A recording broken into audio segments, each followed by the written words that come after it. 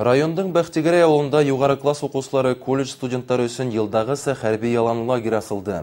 Тормыш хәвефлеге дәресләре сектәрендә әрме яшенә yetib килгән егетләргә хәрби сыныгу мәктәбен оештыру, уларны ил хагына әзерләүгә тиң. Тулырак Бәхтигәрәй авылыннан әзерләнгән язма.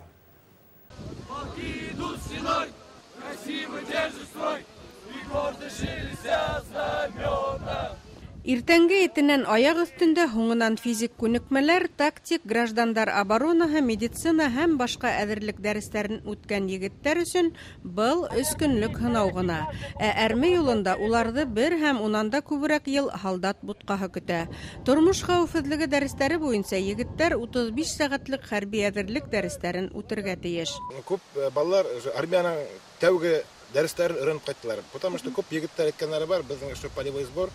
Безгә армия вакытында күп ярдәм итеп, улар рәхмәт иткәннәре бар. 3 көнлек солдат тормышы барыһының да хәтерендә каласак. Палаткалы тормыш, хәрби шарттар, тантаналы марш менән үтү, кистәрен йылы усак янында хәрби йырдар йырлау. Лагерьга килгән егетләрнең кайһылары әле үк милли көрәш спортына әһәмият бирә. Зурайгас армияга баргас нык кирәк була дип уйлыйм. Спорт менән шөгыльләнәм, национальный борьба көрәш.